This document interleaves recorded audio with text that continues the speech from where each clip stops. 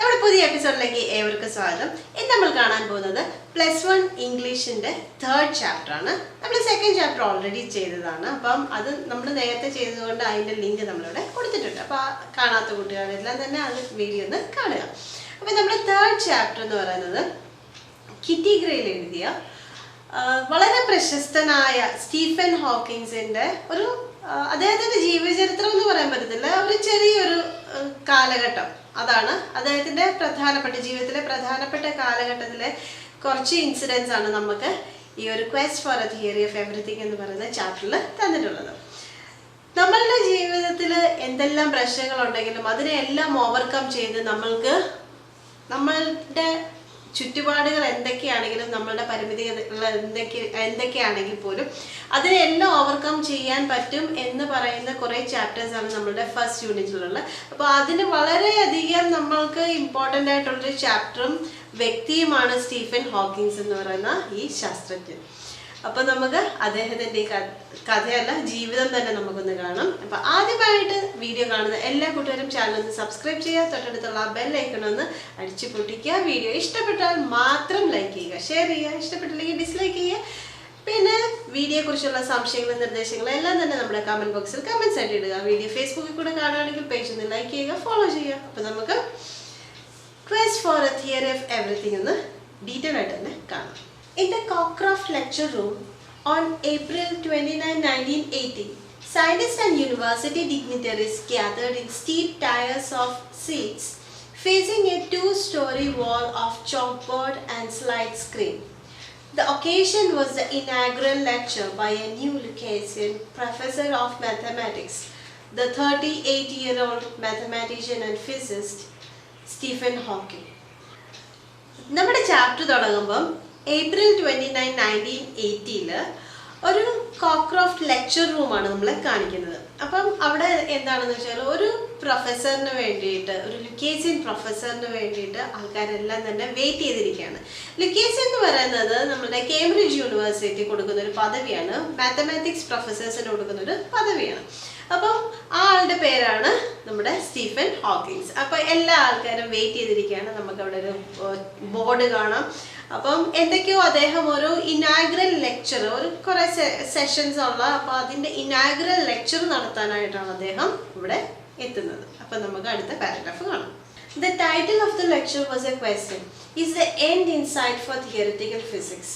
Hawking startled his listeners by announcing that he thought it was. He invited them to join him in a sensational escape through time and escape to find the holy grail of science, the theory that explains the universe and everything that happens in it. ഈ ലെക്ചറിൻ്റെ topic എന്ന് പറയുന്നത് ഒരു question ആണ്. അതായത് theoretical ഫിസിക്സിൻ്റെ അവസാനം അത് സൈറ്റിലാണോ, is the end in sight of theoretical physics.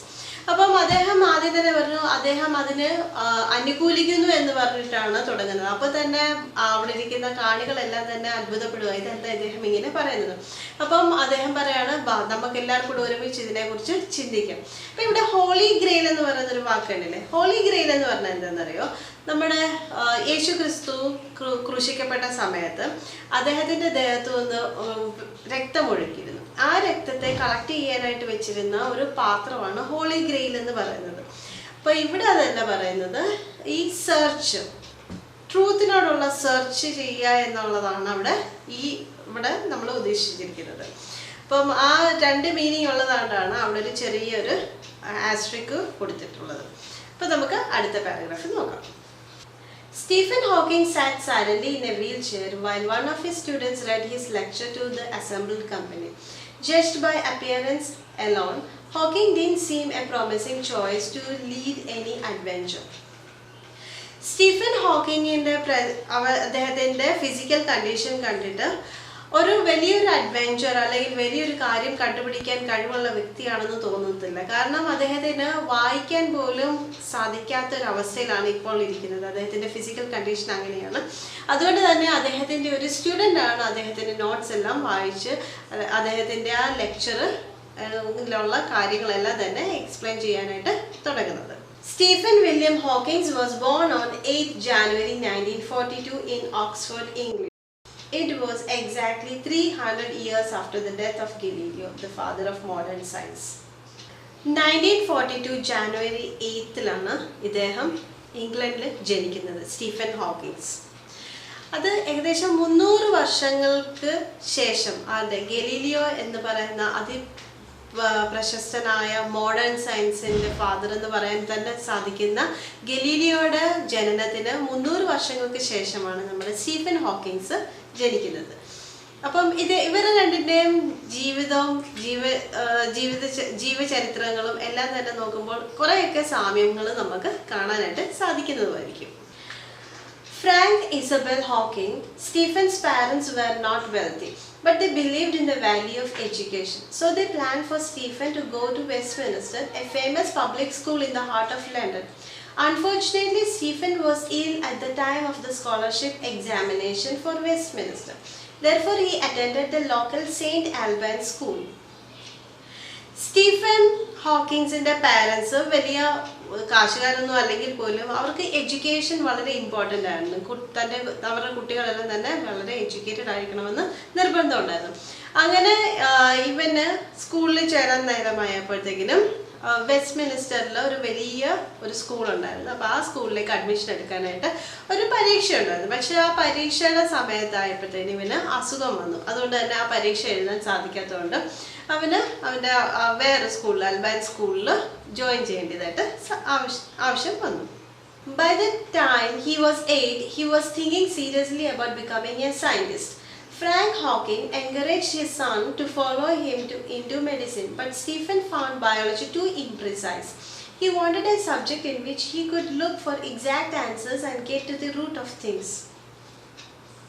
Stephen ഹോക്കിങ്സിന് ഏകദേശം 8 വയസ്സൊക്കെ ആയപ്പോൾ തന്നെ അവനൊരു സയൻറ്റിസ്റ്റ് ആകണമെന്നുള്ള ആഗ്രഹമാണ് ഉണ്ടായിരുന്നത്. പക്ഷേ അവൻ്റെ അച്ഛന് അവനൊരു ഡോക്ടർ ആകണമെന്നായിരുന്നു ആഗ്രഹം. പക്ഷേ വളർന്നുകൊണ്ടിരുന്ന ആ കുഞ്ഞ് സ്റ്റീഫൻ ഹോക്കിങ്സ് എന്ന് പറയുന്ന പയ്യന് അവന് ബയോളജി എന്ന് പറയുന്നത് വളരെ ഇംപ്രിസൈസ് എന്ന് പറഞ്ഞാൽ കൃത്യമായി എക്സ്പ്ലെയിൻ ചെയ്യാൻ പറ്റാത്ത കുറച്ച് കാര്യങ്ങളാണ് ബയോളജിയിൽ അവൻ കണ്ടെത്തിയത്. അതുകൊണ്ട് തന്നെ അവന് അതിൽ വലിയ താല്പര്യമില്ലായിരുന്നു. പക്ഷെ അവന് ആ താല്പര്യം എന്ന് പറഞ്ഞാൽ വളരെ കോൺക്രീറ്റ് ആയിട്ട് എക്സ്പ്ലെയിൻ ചെയ്യാൻ പറ്റുന്ന ഒരു സയൻസിൽ അവന് ഒരു സയൻറ്റിസ്റ്റ് ആകണമെന്നായിരുന്നു അവൻ്റെ ആഗ്രഹം. Young Stephen was no prodigy. He was just an extraordinary English schoolboy, slow in learning to read, his handwriting the despair of his teachers. He was ranked no more than halfway up in his class, though he now says in his own defense it was a very bright class. ഇപ്പം നമ്മൾ വിചാരിക്കും ഈ Stephen Hawkins എന്ന് പറയുന്നത് വളരെ extra ordinary ആയിട്ടുള്ളൊരു പയ്യനായിരുന്നു. പക്ഷേ അവൻ അങ്ങനെയൊന്നുമല്ല. അവൻ വളരെ മീഡിയോക്കറായിട്ടുള്ളൊരു പയ്യനാണ്. ക്ലാസ്സിൽ തോറ്റു പോകുന്നതല്ല, ഒരു മിഡിൽ ആവറേജ് സ്റ്റുഡൻ്റ് ആയിരുന്നു. അവൻ്റെ ഹാൻഡ് റൈറ്റിംഗ് എന്ന് പറഞ്ഞാൽ ടീച്ചേഴ്സിന് എന്നും ഒരു പേടി സ്വപ്നമായിരുന്നു. കാരണം അവർക്ക് ചിലപ്പോൾ വായിക്കാൻ പോലും വലിയ ബുദ്ധിമുട്ടുള്ള ഹാൻഡ് റൈറ്റിംഗ് ആയിരുന്നു. ഇവിടെ അപ്പം കുറേ പ്രായമായി കഴിഞ്ഞിട്ട് സ്റ്റീഫൻ ഹോക്കിങ് സ്വന്തമായിട്ട് ഡിഫെൻഡ് ചെയ്യുന്നതിനുണ്ട്. എൻ്റെ ക്ലാസ്സിലെ കുട്ടികളെല്ലാം തന്നെ വളരെ ബ്രൈറ്റ് ആയിട്ടുള്ളായിരുന്നു, അതുകൊണ്ട് മാത്രമാണ് എനിക്ക് കുറച്ച് മാർക്ക് കുറഞ്ഞല്ല, ഞാൻ മണ്ടനായിട്ടല്ല എന്നാണ് പുള്ളി സ്വന്തമായിട്ട് ഡിഫെൻഡ് ചെയ്തുകൊണ്ടിരുന്നത്. At 14, Stephen knew that he would pursue mathematics and physics. His father called this impractical, for there were no jobs in mathematics except teaching. Moreover, he wanted his son to attend his own college, and Oxford offered no mathematics. He followed his father's advice and studied chemistry, physics, and only a little mathematics in preparation for the entrance into Oxford. He did well in physics, and the interview was brilliantly accepted. അപ്പോൾ ഒരു 14 വയസ്സുകാരനായ സ്റ്റീഫനെയാണ് നമ്മളിപ്പോൾ കാണുന്നത്. അപ്പോൾ ആ സമയമൊക്കെ ആയപ്പോൾ തന്നെ ഇവന് ഫിസിക്സിലും മാത്സിലും വളരെയധികം ഇൻട്രസ്റ്റ് ഉണ്ടായിരുന്നു. പക്ഷെ അച്ഛൻ പറയുന്നത് എന്താണെന്ന് വെച്ചാൽ, നീ ഇതിന് വെറുതെ മാത്സിന് വേണ്ടി സമയം കളയുന്നത്, മാത്സ് പഠിച്ചിട്ട് എന്താ ആവാനാ, നിനക്ക് വെറും ഒരു ടീച്ചർ ആവാനേ സാധിക്കത്തുള്ളൂ. അപ്പം അതുകൊണ്ട് അച്ഛൻ അത് വലിയ താല്പര്യമില്ലായിരുന്നു. മാത്രമല്ല ഇവന് ഓക്സ്ഫോർഡിൽ ഒരു അഡ്മിഷൻ കിട്ടുക എന്നുള്ളതായിരുന്നു അച്ഛൻ്റെ ആഗ്രഹം. അപ്പോൾ ഓക്സ്ഫോർഡ് യൂണിവേഴ്സിറ്റി മാത്സിന് അവർ ക്ലാസ് കൊടുക്കുന്നില്ല, അല്ലെങ്കിൽ ക്ലാസ്സസ് ഇല്ലായിരുന്നു. അതുകൊണ്ട് തന്നെ സ്റ്റീഫൻ കെമിസ്ട്രിയും ഫിസിക്സും കുറച്ച് മാത്സുമാണ് പഠിച്ചത്. അപ്പം ഈ കുറച്ച് മാത്സ് ഇവന്റെ ജീവിതത്തിൽ പക്ഷെങ്കിൽ വേറൊരു പ്രശ്നങ്ങൾ ഉണ്ടാക്കുന്നുണ്ട്. അപ്പോൾ അതൊക്കെ ആണ് ഇനി അടുത്ത പാരഗ്രാഫുകളിൽ പറയുന്നത്. അപ്പം നമുക്കത് കാണാം. In 1959, at the age of 17, Hawking went to Oxford to study natural science and to specialize in physics. He joined University College, his father's college, and the oldest at Oxford, founded in 1249 AD. അങ്ങനെ അവൻ്റെ 17-ാമത്തെ വയസ്സിൽ അവന് Oxford യൂണിവേഴ്സിറ്റിയിൽ admission എടുത്തു. അവൻ്റെ അച്ഛൻ പഠിച്ച അതേ കോളേജിൽ തന്നെ ഏറ്റവും പഴയ കോളേജ്, ഓക്സ്ഫോർഡിൻ്റെ ഏറ്റവും പഴയ കോളേജിൽ തന്നെ അവന് അഡ്മിഷൻ എടുത്തു. Nevertheless, for about a year and a half, Hawking was lonely and bored. He was not inspired to relieve his boredom by exerting himself academically. But halfway through his second year, he began enjoying Oxford. അങ്ങനെ ആദ്യത്തെ വർഷം അവന് വളരെ boring ആയിരുന്നു Oxford യൂണിവേഴ്സിറ്റിയിൽ. എന്തുകൊണ്ട് അവന് അത് എൻജോയ് ചെയ്യാൻ, അവിടുത്തെ പഠന രീതികളും ഒന്നും തന്നെ എൻജോയ് ചെയ്യാനായിട്ട് സാധിച്ചില്ല. ചിലപ്പം ആദ്യമായിട്ട് കോളേജിൽ വരുന്നതുകൊണ്ടാകാം, എന്തോ അവനത് സാധിച്ചില്ല. പക്ഷേ ഏകദേശം സെക്കൻഡ് ഇയറിൻ്റെ പകുതിയൊക്കെ ആയപ്പോൾ തന്നെ അവൻ ആ പഠനത്തിലൊക്കെ വളരെയധികം ഇൻട്രസ്റ്റഡ് ആകാനായിട്ട് തുടങ്ങി. അങ്ങനെ അവൻ്റെ ബോർഡമൊക്കെ ബോറിംഗ് ആയിട്ട് തോന്നിയിരുന്ന സബ്ജക്ട്സ് എല്ലാം തന്നെ അവന് ഇഷ്ടമായി തുടങ്ങുകയാണ്. പിന്നെ He became popular and well accepted among his peers. They remember him as lively, buoyant and adaptable. He wore his hair long, was famous for his wit, liked classical music and science fiction and took part in sports. അവൻ്റെ കൂട്ടുകാരുടെ ഇടയിലെല്ലാം തന്നെ അവന് നല്ല ഒരു പേരുണ്ടായിരുന്നു. കാരണം എല്ലാ ആൾക്കാരുമായിട്ട് വളരെയധികം മിങ്കിൾ ചെയ്യും. പിന്നെ മുടിയൊക്കെ ആണെങ്കിലും നല്ല നീട്ടി വളർത്തി, ക്ലാസിക്കൽ മ്യൂസിക്കിലും സ്പോർട്സിലും ഒക്കെ വളരെ ഇൻട്രസ്റ്റഡ് ആയിട്ട് എല്ലാ ആൾക്കാരുമായിട്ട് കൂട്ടുകൂടി ചിരിച്ച് ഉല്ലസിച്ച് നടക്കുന്ന ഒരു അടിപൊളി പയ്യൻസായിരുന്നു നമ്മുടെ സ്റ്റീഫൻ ഹോക്കിങ്സ്. അവന് ആ കാലഘട്ടം കഴിഞ്ഞിട്ട് അവൻ്റെ ജീവിതത്തിൽ വരുന്ന മാറ്റങ്ങൾ എല്ലാം തന്നെ നമ്മൾക്ക് വളരെയധികം അത്ഭുതമാണ്. ഒരു മനുഷ്യന് എങ്ങനെ ചേഞ്ചസ് ജീവിതത്തിൽ വരും, എത്രമാത്രം വിഷമങ്ങളായിരിക്കാം അപ്പോൾ അവരുടെ മനസ്സിൽ വരുന്നത് എന്നെല്ലാം കാണാൻ ഇനി ഇദ്ദേഹത്തിൻ്റെ ജീവിതത്തിൽ നിന്ന് നമുക്ക് കാണാനായിട്ട് സാധിക്കും. However, at the end of the third year, Hawking almost floundered. He selected theoretical physics as his specialty. He had then applied to do a PhD at Cambridge and was accepted on condition that he got a first from Oxford. Hawking was confident that he could get through successfully, but as the examination day approached, his confidence failed. Hawking ended up disastrously on the borderline between a first and a second. അങ്ങനെ ഹോക്കിൻസിൻ്റെ third year ഒക്കെ ആയപ്പോഴത്തേക്കിനും അവന് Cambridge യൂണിവേഴ്സിറ്റിയിൽ admission വേണമായിരുന്നു. പക്ഷേ അപ്പോൾ അവരൊരു condition പറഞ്ഞു, നിനക്ക് കേംബ്രിഡ്ജ് യൂണിവേഴ്സിറ്റിയിലേക്ക് അഡ്മിഷൻ തരാം, പക്ഷേ ഒരു കാര്യമുണ്ട്, പരീക്ഷയിൽ ഫസ്റ്റ് മേടിക്കണം, എന്നാൽ മാത്രമേ നിനക്ക് കേംബ്രിഡ്ജ് യൂണിവേഴ്സിറ്റിയിൽ അഡ്മിഷൻ കിട്ടത്തുള്ളൂ. അപ്പം ഓക്കെ പുള്ളി പറഞ്ഞു, ഓ ശരി ആയിക്കോട്ടെ, ഒരു പ്രശ്നമില്ല. പക്ഷെ പരീക്ഷയുടെയൊക്കെ സമയമായപ്പോഴത്തേക്കിനും പുള്ളിക്ക് അസുഖമൊക്കെ ആയിട്ട് ഒരു സെക്കൻഡിനും ഫസ്റ്റിനും ഇടയ്ക്കായിട്ടൊരു ലെവലിൽ പാസ്സാകാനായിട്ട് സാധിച്ചുള്ളൂ. അപ്പോൾ അതുകൊണ്ട് തന്നെ വളരെയധികം വിഷമം പിടിച്ചൊരു അവസ്ഥയായിരുന്നു അന്ന്. കാരണം ഒത്തിരി അധികം ആഗ്രഹിച്ച് ഒത്തിരി അധികം അധ്വാനിച്ച് പരീക്ഷ എഴുതിയതാണ്. പക്ഷെങ്കിൽ വിധി എന്ന് പറഞ്ഞാൽ മതിയല്ലോ, സെക്കൻഡിനും ഫസ്റ്റിനും ഇടയിലാണ് നിന്നത്. അപ്പം ഫസ്റ്റ് കിട്ടിയാലാണ് അഡ്മിഷൻ കിട്ടുക. അപ്പം ഇനി എന്ത് സംഭവിക്കും നോക്കാം. Faced with the borderline result, the examiners summoned Hawking for an interview and questioned him about his plans. In spite of the tenseness of the situation, Hawking managed to come up with the kind of remark for which he was famous among his friends. If I get a first, I shall go to Cambridge. If I receive a second, I will remain in Oxford.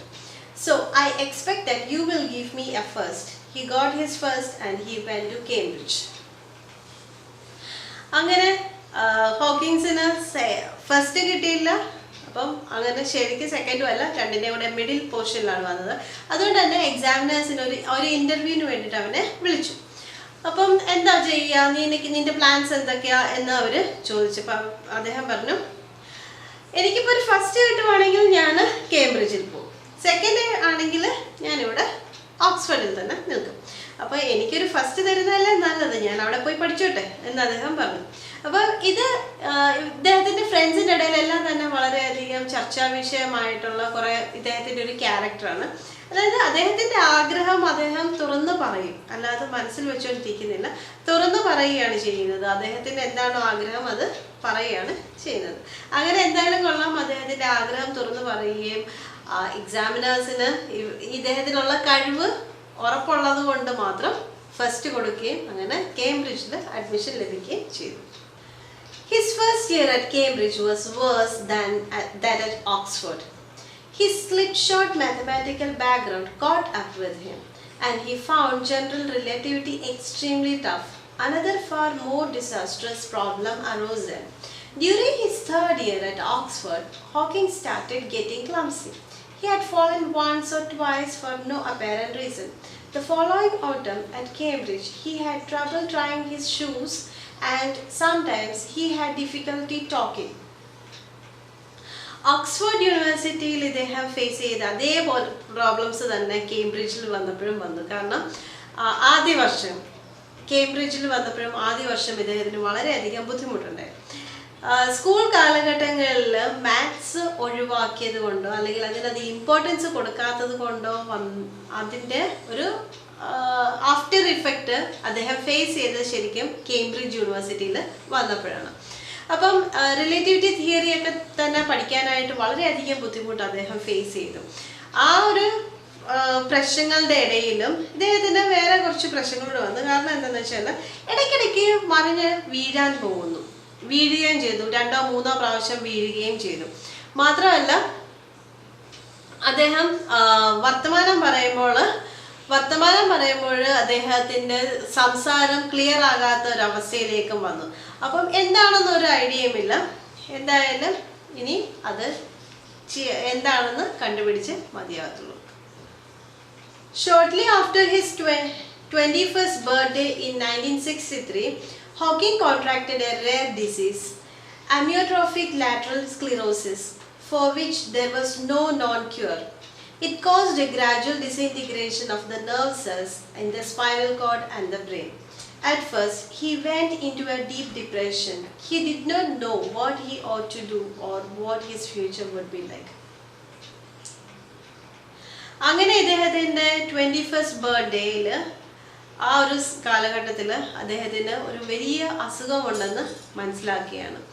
ഇതൊരു brain, spinal cord ഇതിൻ്റെയൊക്കെ സെൽസിന് വരുന്ന nerve സെൽസിന് വരുന്ന ഒരു ഡിസീസാണ്.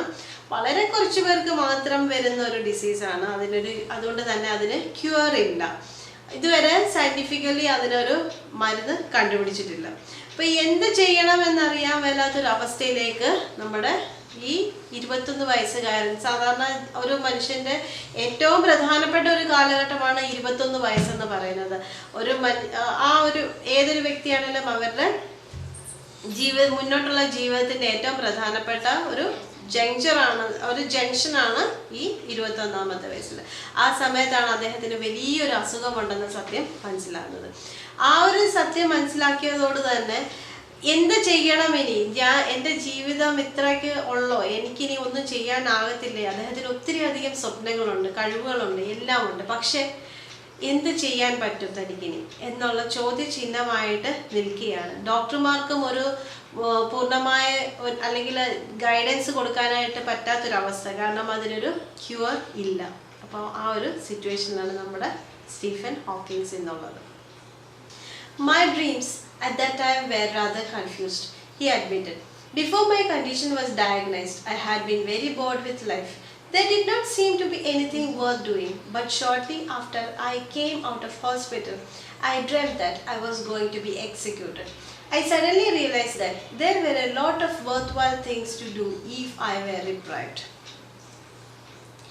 അപ്പം ഇദ്ദേഹം ഈ പറയുന്നൊരു പ്രത്യേക കാര്യമുണ്ട്. എൻ്റെ അസുഖം എന്താണെന്ന് ഡയഗ്നൈസ് ചെയ്യുന്നത് വരെ എൻ്റെ ഡ്രീംസ് ഒക്കെ വളരെ ക്ലംസി ആയിരുന്നു. എന്താണെന്നൊന്നും എനിക്കറിയത്തില്ല. എന്തൊക്കെയോ എനിക്ക് ആഗ്രഹങ്ങളുണ്ട്, എന്തൊക്കെയോ പൊട്ടൻഷ്യൽസ് എനിക്കുണ്ട് എന്നൊക്കെ അറിയാമെങ്കിൽ പോലും എന്താണ് അതെന്ന് എനിക്ക് കൃത്യമായിട്ട് അറിയാൻ മേലാത്തൊരു സ്ഥിതിയായിരുന്നു എനിക്കുണ്ടായിരുന്നത്. പക്ഷേ എൻ്റെ അസുഖം ഇതാണ്, എനിക്ക് അധിക കാലം ഇനി ജീവിക്കാനില്ല എന്നൊക്കെ മനസ്സിലാക്കിയപ്പോഴത്തേക്കിനും എൻ്റെ മനസ്സിലേക്ക് ഓടിയെത്തിയ ഒരു കാര്യം എന്ന് വെച്ചാൽ എനിക്ക് എൻ്റെ ജീവിതത്തിൽ കുറേ അധികം കാര്യങ്ങൾ ചെയ്യാനുണ്ട്. റിപ്രൈവ്ഡ് എന്ന് പറയുന്നത് നമ്മുടെ ഒരു മരണം കാത്തു കിടക്കുന്ന ഒരു മനുഷ്യന് അദ്ദേഹത്തിൻ്റെ ആ കുറച്ച് കാലം കൂടെ കിട്ടിയാൽ ചെയ്യാൻ പറ്റുന്നത് കുറേ അങ്ങനെയുള്ളൊരു ഇതിനാണ് റിപ്രൈവ്ഡ് എന്ന് പറയുന്നത്. അപ്പം ഇവിടെ അദ്ദേഹം ചിന്തിക്കുന്നതാണ്, എനിക്ക് കുറച്ച് ജീവിക്കാൻ കൂടെ സമയമുണ്ടെങ്കിൽ എനിക്ക് ചെയ്യാനായിട്ട് 100,000 കാര്യങ്ങളുണ്ട്. അപ്പം അതെല്ലാം എനിക്ക് ചെയ്തു തീർക്കണം. ഈ ഒരു ജന്മത്തിൽ എനിക്ക് ചെയ്യാൻ പറ്റുന്നതിൻ്റെ മാക്സിമം എനിക്ക് ചെയ്തു തീർക്കണം എന്നാണ് പറയുന്നത്. അപ്പം ഈ ഒരു അവസ്ഥ എന്ന് പറയുന്നത് വളരെ നമ്മൾക്ക് എല്ലാവർക്കും ചിന്തിക്കാൻ പറ്റുന്നതേ ഉള്ളൂ. നമ്മളുടെ ജീവിതത്തിൽ നമ്മൾക്കിപ്പം എന്താണ് നാളെ നടക്കുന്നതെന്ന് അറിയാൻ പറ്റാത്തത് കൊണ്ട് മാത്രം നമ്മൾ അതിനെക്കുറിച്ച് അല്ലെങ്കിൽ നമ്മുടെ ഭാവിയെക്കുറിച്ച് വലിയ കാര്യമായിട്ട് ചിന്തിക്കാതിരിക്കുകയും, എന്നാൽ ഞാൻ നാളെ മരിച്ചു പോകും എന്നൊരു സ്ഥിതി വരികയാണെങ്കിൽ, അയ്യോ എനിക്ക് ഇത്ര നേരം കൊണ്ട് എനിക്ക് കൂടുതൽ കാര്യങ്ങൾ ചെയ്ത് തീർക്കണമല്ലോ എന്നുള്ളൊരു ആ സ്ഥിതി വരുമ്പോഴത്തേക്കിനും നമ്മൾ കൂടുതലായിട്ട് ഉണർന്ന് പ്രവർത്തിക്കാനായിട്ട് തുടങ്ങുന്നു. അത് തന്നെയാണ് ഇവിടെ ഹോക്കിൻസിന്റെ ജീവിതത്തിൽ സംഭവിച്ചത്. Another recurring dream was the idea of sacrificing my life to save others. After all, if I were going to die, I might as well do some good. ഇവൻ്റെ മനസ്സിൽ മറ്റൊരു വീണ്ടും റിപ്പീറ്റ് ചെയ്ത് വരുന്ന ഒരു ഡ്രീം ഉണ്ടായിരുന്നു. അതെന്താണെന്ന് വെച്ചാൽ, ഞാൻ മരിച്ചാൽ പോലും എനിക്ക് ഈ സമൂഹത്തിന് വേണ്ടി എന്തെങ്കിലും നന്മ ചെയ്യണം, എന്തെങ്കിലും നന്മ ചെയ്തിട്ട് മാത്രമേ ഞാൻ ഈ ലോകത്ത് നിന്ന് പോകത്തുള്ളൂ. അതെന്ത്? അപ്പോൾ അതിനു വേണ്ടിയിട്ടുള്ള പ്രയത്നമാണ് പിന്നെ തുടങ്ങുന്നത്. Hawking's doctors hoped that his condition would stabilize, but the disease aggravated rapidly. They soon informed him that he had only about 2 more years to live. 2 years passed. The progression of the disease had slowed. I didn't die. In fact, although there was a cloud hanging over my future, I found to my surprise that I was enjoying life in the present more than before. Total disability and death, though still a not too distant certainty, were postponed. Hawking had his reprieve, a precarious and a temporary one, but life was precious. അങ്ങനെ Hawkins doctor പറഞ്ഞു, അസുഖം കുറയുമായിരിക്കും, നമ്മളിപ്പോൾ ഏതെങ്കിലും treatment ഒക്കെ ചെയ്യുന്നില്ലേ, കുറയുമായിരിക്കും എന്ന് അദ്ദേഹം പറഞ്ഞു. പക്ഷേ അവൻ്റെ അസുഖം കുറഞ്ഞില്ല, മാത്രമല്ല അത് കൂടി, അഗ്രവേറ്റ് ചെയ്തു, വളരെ മൂർച്ഛിച്ചു. അങ്ങനെ ഇരിക്കുമ്പോൾ ഡോക്ടർ പറഞ്ഞു, ഇനി നമുക്കൊന്നും ചെയ്യാൻ പറ്റത്തില്ല, ഒരു 2 വർഷം മാക്സിമം ജീവിച്ചിരിക്കുമായിരിക്കും. അങ്ങനെ പറഞ്ഞു. അപ്പോൾ 2 വർഷം മാക്സിമം ജീവിച്ചിരിക്കുമായിരിക്കുമെന്ന് കേട്ടപ്പോഴത്തേക്കിനും ഈ ഹോക്കിൻസിൻ്റെ ജീവിതത്തോടുള്ള ആർത്തി അല്ലെങ്കിൽ സ്നേഹം, കൂടുതൽ കാര്യങ്ങൾ ചെയ്യണമെന്നുള്ള ആഗ്രഹം, ഇതെല്ലാം തന്നെ വർദ്ധിച്ചു. അതുകൊണ്ട് തന്നെ ജീവിതത്തെ പ്രണയിക്കാൻ തുടങ്ങിയപ്പോൾ എന്ത് സംഭവിച്ചു? ആ കൂടുതൽ കാര്യങ്ങൾ ചെയ്യാനും തുടങ്ങി. അത് ഇത്രയും നാളും ഉണ്ടായിരുന്ന ജീവിതത്തിലെ ബോറടിയെല്ലാം മാറി, ഇത്രയും നാളും ഉണ്ടായിരുന്ന ജീവിതത്തിലെ വിഷമങ്ങളെല്ലാം മാറി, കൂടുതൽ കാര്യങ്ങൾ ചെയ്യാൻ തുടങ്ങി. അങ്ങനെ കൂടുതൽ കാര്യങ്ങൾ ചെയ്യാൻ തുടങ്ങിയപ്പോഴത്തേനും ഇദ്ദേഹം ഇപ്പം 2 വർഷം കഴിഞ്ഞ് വീണ്ടും ജീവിച്ചിരിക്കുകയാണ്. മാത്രമല്ല അസുഖത്തിന് കുറച്ച് കുറവുമുണ്ട്. അപ്പം അസുഖം കുറച്ച് കുറഞ്ഞ് ഇപ്പം ഇദ്ദേഹം തന്നെ പറയുന്നുണ്ട്, എൻ്റെ എപ്പോൾ വേണമെങ്കിലും ഞാൻ മരിച്ചു പോകാം, ഇപ്പോൾ തന്നെ എനിക്ക് അധികം അല്ലെങ്കിൽ അദ്ദേഹത്തിൻ്റെ ഫിസിക്കൽ കണ്ടീഷൻ വളരെ മോശമാണ്, കൈയും കാലും ഒന്നും അനക്കാൻ സാധിക്കുന്നില്ല. എന്നാൽ പോലും എപ്പോഴാണ് പൂർണ്ണമായും ഞാൻ നിശ്ചലനാകുന്നതെന്ന് എനിക്കറിയത്തില്ല. എന്നാൽ പോലും ഇപ്പോൾ എൻ്റെ ഉള്ളിലുള്ള ആ ജീവൻ, ആ തുടിപ്പ് കൊണ്ട് എനിക്ക് കൂടുതൽ കാര്യങ്ങൾ ചെയ്യണം എന്നുള്ള ആഗ്രഹം, ആ ആഗ്രഹം മാത്രമാണ് അദ്ദേഹത്തിനെ സ്റ്റീഫൻ ഹോക്കിൻസ് എന്ന് പറയുന്ന ഒരു സയൻറ്റിസ്റ്റാക്കി മാറ്റിയത്. At a New Year's party at St. Albans, just before he entered the hospital for tests, Hawking met Jane Wilde. To her, this disheveled graduate student seemed terribly intelligent, eccentric and rather arrogant. But he was interesting and she liked his wit. അങ്ങനെ ഒരു ദിവസം അദ്ദേഹം ചെക്കപ്പിന് വേണ്ടി ഹോസ്പിറ്റലിൽ ചെന്ന സമയത്ത് ജെയിൻ വൈൽഡിനെ പരിചയപ്പെടുന്നു. അപ്പം ഇദ്ദേഹത്തിൻ്റെ ആ ഒരു വളരെ കണ്ടാൽ വളരെയധികം ജെന്റിൽമാൻ ലുക്കൊന്നുമല്ല, അപ്പിയറൻസ് വൈസ് ആണെങ്കിലും വളരെ കെയർലെസ് ആണ്, ആരോഗൻ്റ് ആണ്, ഭയങ്കര ധാർഷ്ട്യമൊക്കെ ഉണ്ട്. പക്ഷേ ഇദ്ദേഹത്തിൻ്റെ സംസാര രീതി, ഇദ്ദേഹത്തിൻ്റെ ബുദ്ധി സാമർഥ്യം, ഇദ്ദേഹത്തിൻ്റെ വിറ്റ് എല്ലാം തന്നെ ഈ ജെയിൻ വൈൽഡിനെ ആകർഷിക്കുകയാണ്. അപ്പം ഇദ്ദേഹത്തിൻ്റെ ജീവിതത്തിലേക്ക് വേറൊരു വഴിത്തിരിവ് വരികയാണ് ജെയിൻ വൈൽഡിൻ്റെ അപ്പിയറൻസ് അല്ലെങ്കിൽ ജെയിൻ വൈൽഡ് വന്നതോടെ. When Jane met him again after his discharge from the hospital, he was really in a pathetic state. I think he has lost his will to live. He was very confused, she commented. She was not, however, put off by his physical or mental condition. She was rather a shy teenager, serious-minded, with a strong faith in God ingrained from childhood by her mother, and a belief that good can come out of any adversity. അങ്ങനെ Stephen Hawking അദ്ദേഹത്തിൻ്റെ ആശുപത്രി വാസമെല്ലാം കഴിഞ്ഞ് discharge ആയ സമയത്ത് വീണ്ടും Jain wild കണ്ടുമുട്ടുന്നു. പക്ഷെ ആ സമയത്തിന് നമ്മുടെ സ്റ്റീഫൻ വളരെയധികം സങ്കടപ്പെട്ട് ജീവിതത്തിൽ ഇനി ഒന്നും നേടാനില്ല അല്ലെങ്കിൽ ജീവിതം തീർന്നു എന്നുള്ള അവസ്ഥയിൽ ഇരിക്കുന്നൊരു അവസ്ഥയാണ്. അത് കണ്ടപ്പോഴത്തേനും ഇവൾക്ക് വളരെയധികം സങ്കടം തോന്നി. അപ്പം ഇവള് വളരെ ഒരു സീരിയസ് ആയിട്ട് വളരെ ഒരു പക്വതയുള്ള ദൈവവിശ്വാസിയായ ഒരു ടീനേജറാണ്. അത് അവളുടെ ദൈവവിശ്വാസം അന്നേരം പൊട്ടിമുളച്ചൊന്നുമല്ല, അവളെ ചെറിയ പ്രായം തൊട്ടേ അവളുടെ അമ്മ പറഞ്ഞു കൊടുത്ത് അങ്ങനെ ദൈവവിശ്വാസിയാണ്. അതുകൊണ്ട് തന്നെ അവൾ വിശ്വസിക്കുന്നത് എന്താണെന്ന് വെച്ചാൽ അവിടെ ഒരു ഒപ്റ്റിമിസമാണ്. എല്ലാം നല്ലത് നടക്കും, എത്ര അഡ്വേഴ്സിറ്റി വന്നാലും ജീവിതത്തിൽ എത്ര പ്രശ്നങ്ങൾ വന്നാലും നല്ലത് നടക്കും എന്ന വിശ്വാസമുള്ളൊരു പെൺകുട്ടിയാണ് നമ്മുടെ ഈ ജെയിൻ. അപ്പം ഈ ഒരു വിശ്വാസം അല്ലെങ്കിൽ ഈ ഒരു പ്രത്യേക ക്യാരക്ടറുള്ള ഈ ഒരു പെൺകുട്ടിയുടെ സാമീപ്യം എല്ലാം തന്നെ നമ്മുടെ ഹോക്കിങ്സിൽ വ്യത്യാസം വരികയാണ്. Hawking admired her optimism and their friendship developed slowly. After a while, the two began to realize, in Jane's words, that together we could make something worthwhile. For Stephen, that made all the difference. He applied for a research fellowship at Case, one of the colleges in Cambridge University. അങ്ങനെ നമ്മുടെ ജെയിൻ്റെയും സ്റ്റീഫൻ്റെയും friendship വളരെയധികം important ആണ് അദ്ദേഹത്തിൻ്റെ ജീവചരിത്രത്തിൽ. കാരണം ജീവിതം നഷ്ടപ്പെട്ടു പോയി എന്ന് വിചാരിച്ചിരുന്ന ഒരു അവസ്ഥയിലാണ് ഇദ്ദേഹം ജെയിനെ കണ്ടുമുട്ടുന്നത്. അവളുടെ ആ ഒരു ഒപ്റ്റിമിസം എന്ന് പറഞ്ഞാൽ ജീവിതത്തിൽ എല്ലാം നല്ലത് നടക്കും, എന്ത് ഒരു നെഗറ്റീവ് തോട്ടല്ല, എപ്പോഴും പോസിറ്റിവിറ്റി ആയിട്ടുള്ള ഒരു തോട്ടിനെയാണ് ഒപ്റ്റിമിസം എന്ന് പറയുന്നത്. അപ്പം ആ ഒരു ഒപ്റ്റിമിസമാണ് ഇദ്ദേഹത്തിന് ജീവിതത്തിലേക്ക് മുന്നോട്ട് നയിച്ചത്. അപ്പം അവർ പറയുന്നുണ്ട്, നമ്മൾ ഒരുമിച്ച് നിന്ന് കഴിഞ്ഞാൽ ജീവിതത്തിൽ എല്ലാം നേടിയെടുക്കാനായിട്ട് സാധിക്കും. അതുകൊണ്ട് തന്നെ സ്റ്റീഫൻ്റെ ജീവിതത്തിൽ വളരെയധികം ചേഞ്ചസ്, അവൻ്റെ ഹെൽത്ത് ഇഷ്യൂസ് എല്ലാം കുറേ അധികം മാറി. ഒരു റിസർച്ച് ഫെലോഷിപ്പിന് വേണ്ടി അപ്ലൈ ചെയ്തു. അങ്ങനെ അദ്ദേഹം വീണ്ടും ഒരു പുനർജന്മം അല്ലെങ്കിൽ എന്ന് തന്നെ നമുക്ക് പറയാൻ സാധിക്കുന്ന ഒരു അവസ്ഥയിലേക്ക് എത്തി. In 1965, at the age of 23, Hawking received his fellowship at Case, and in July of the same year, Jane and he were married. അങ്ങനെ കേംബ്രിഡ്ജ് യൂണിവേഴ്സിറ്റിയുടെ തന്നെ കീഴിലുള്ള കേസ് എന്ന് പറയുന്ന കോളേജിൽ നിന്ന് റിസർച്ച് ഫെലോഷിപ്പ് നേടി അദ്ദേഹത്തിൻ്റെ 23-ാമത്തെ വയസ്സിൽ മാത്രമല്ല ജെയിനെ കല്യാണം കഴിക്കുകയും ചെയ്തു. People who remember Hawking in the university in the late 1960s recall him making his way around the corridors with a cane, supporting himself against the wall. He spoke with what sounded like a slight speech impediment, but more than that, they remember his brashness in sessions involving some of the world's most distinguished scientists. While other young researchers kept a reverential silence, Hawking daringly asked unexpected and penetrating questions. He clearly knew what he was talking about. His reputation as a genius, another Einstein, began then.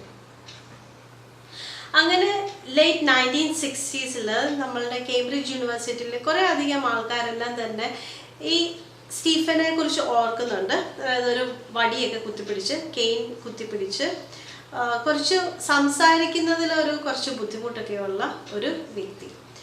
അത് മാത്രമല്ല, അദ്ദേഹത്തെക്കുറിച്ച് ഓർക്കുമ്പോൾ മറ്റുള്ള എല്ലാ research ഫെലോസും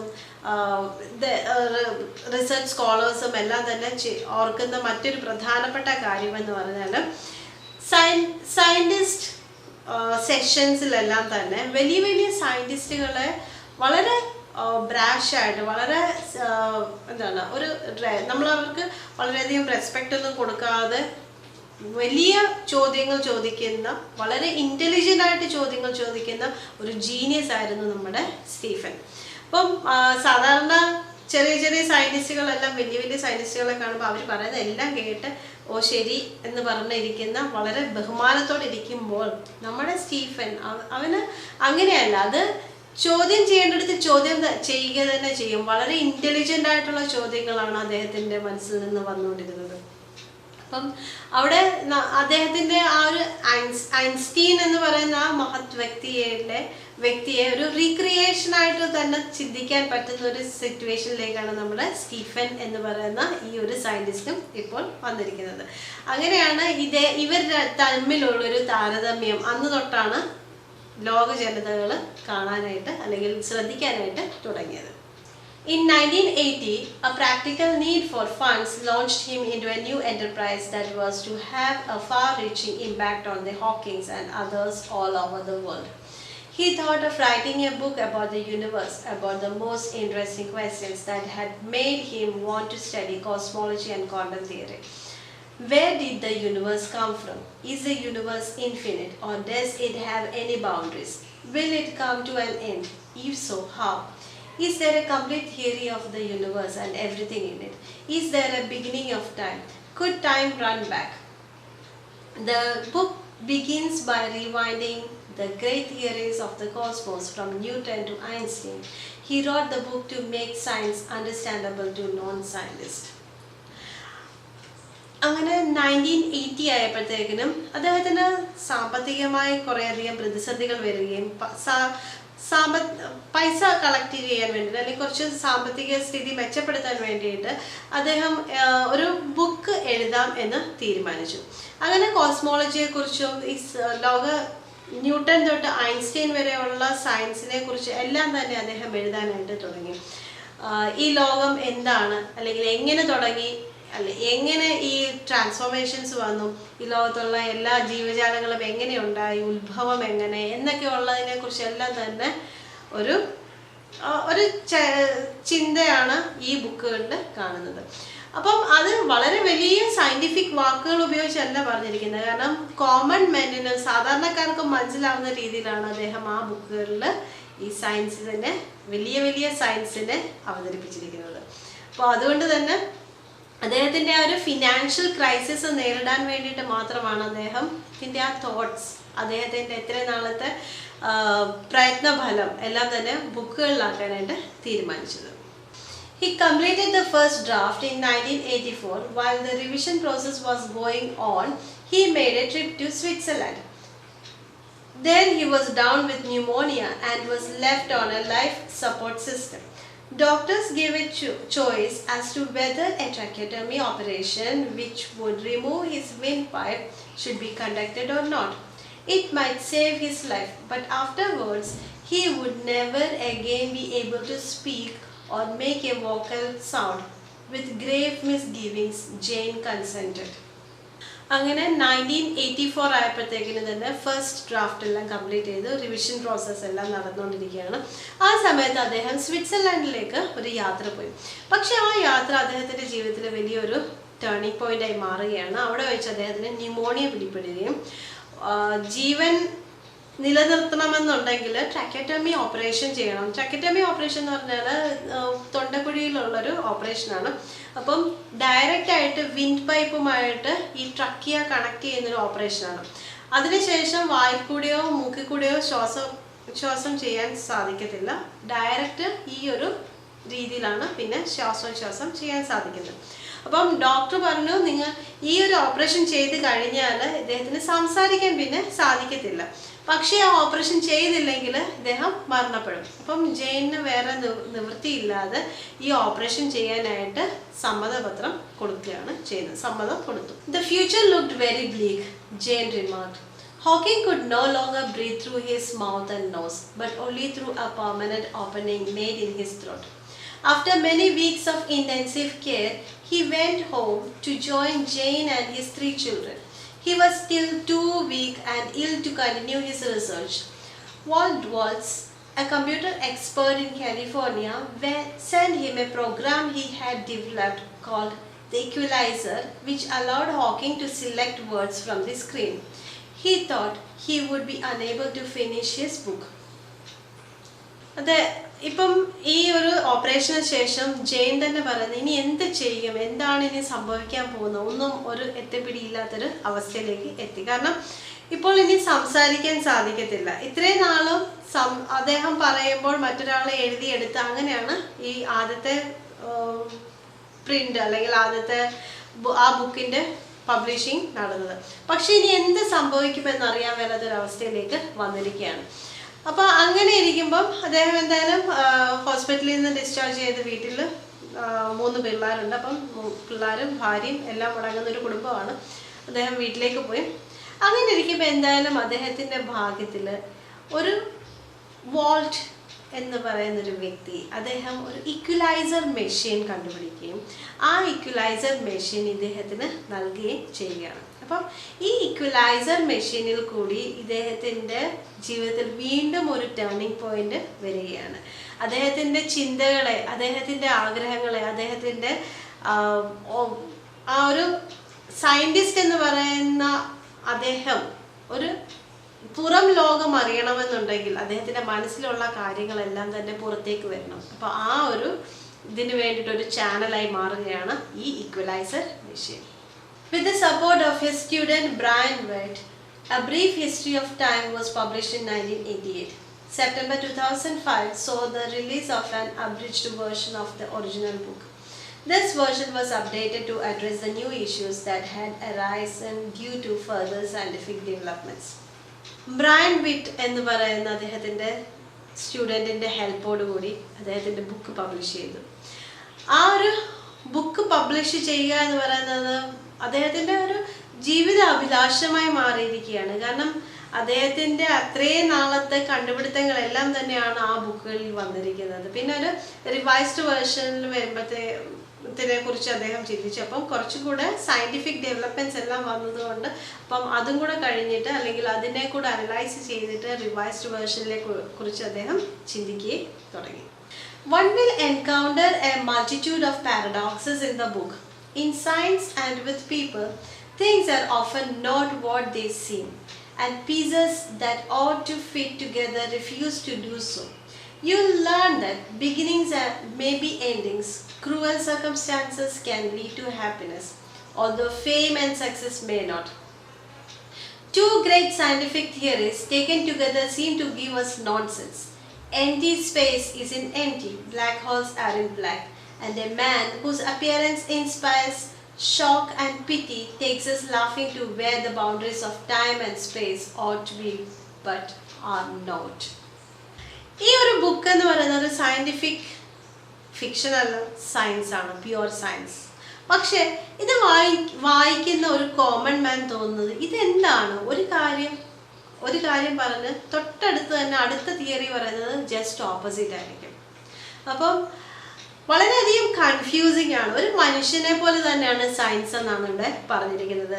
മനുഷ്യനെ നമുക്ക് പ്രവചിക്കാൻ സാധിക്കത്തില്ല. ഏത് നിമിഷവും ഏത് രീതിയിലും പ്രവർത്തിക്കുന്ന മനസ്സുള്ള ഒരു ജീവിയാണ് മനുഷ്യൻ എന്ന് പറയുന്നത്. അതേപോലെ തന്നെയാണ് സയൻസ് എന്ന് പറയുന്നത്. ഒരു സയൻസ് അല്ലെങ്കിൽ ഒരു തിയറി എന്ന് പറയുന്ന മറ്റൊരു തിയറിയുടെ എക്സാക്ട് ഓപ്പോസിറ്റ് ആയിരിക്കും. അപ്പം എന്താണ് ഇതിൽ പറഞ്ഞിരിക്കുന്നത് എന്നുള്ള സത്യാവസ്ഥ മനസ്സിലാക്കാൻ പറ്റാത്തൊരവസ്ഥയിലേക്ക് കോമൺ മാൻ അവർ എത്തപ്പെടും എന്നാണ് ഇദ്ദേഹം ഇവിടെ പറയുന്നത്. It is of course a miracle that Hawking has been able to achieve everything he has, that he is still alive. However, when you experience his intelligence and humor, you begin to take his unusual mode of communication and his obviously catastrophic physical problems no more seriously than he seems to himself. That is exactly the way he wants it. He chooses to ignore the difficulty and he expects others to adopt the same attitude. Stephen Hawking has overcome his crippling disease to become the supernova of the world physics. Stephen Hawkins എന്ന് പറയുന്ന വ്യക്തി, ഇദ്ദേഹത്തിൻ്റെ ജീവിതത്തിൽ നടന്നിട്ടുള്ള എല്ലാ സംഭവങ്ങളും ഈ science പോലെ തന്നെയാണ്. ഒരു കാരണവശാലും ഒരു പൊരുത്തമില്ലാത്ത രീതിയിൽ, എന്നാൽ എന്താണ് അദ്ദേഹം ഇന്നത്തെ നിലയിൽ ഇന്നും എന്തുകൊണ്ട് അദ്ദേഹത്തെ ചിന്തിക്കുന്നു, അല്ലെ ഇന്നും എന്തുകൊണ്ട് അദ്ദേഹത്തെ കുറിച്ച് ഓർക്കുന്നു എന്ന് പറഞ്ഞാൽ അദ്ദേഹം ജീവിതത്തിൽ വരുത്തിയ ആ മാറ്റങ്ങൾ, എത്ര വലിയ ക്രിപ്പിൾനെസ്സിൽ നിന്നും സൂപ്പർ നോവയായിട്ട് ഉയർത്തെഴുന്നേൽക്കാൻ സാധിക്കുന്ന ഒരു മഹത് വ്യക്തിയാണ് നമ്മുടെ സ്റ്റീഫൻ. അദ്ദേഹത്തിൻ്റെ ജീവിതം എന്ന് പറയുന്നത് എല്ലാ ആൾക്കാർക്കും ഒരു പാഠമാണ്. നമ്മളുടെ ജീവിതത്തിൽ ചെറിയ ചെറിയ പ്രശ്നങ്ങൾ, ഒരു കുഞ്ഞു മുള്ളു കൊണ്ടാൽ പോലും നമ്മളത് വലിയതാക്കി പെരുപ്പിച്ച് കാണിക്കുന്ന ഒരു രീതിയിൽ നിന്ന് മാറി നമ്മളുടെ പ്രശ്നങ്ങൾ എത്ര വലുതാണെങ്കിൽ കൂടി അതിനെ നമ്മൾ ലഘൂകരിച്ച് നമ്മൾക്ക് മുന്നേറാൻ സാധിച്ചാൽ നമ്മളുടെ ജീവിതം ഒരു സക്സസ് ആയിട്ട് മാറുന്നത് നമ്മൾ തന്നെ കാണുന്നതായിരിക്കും.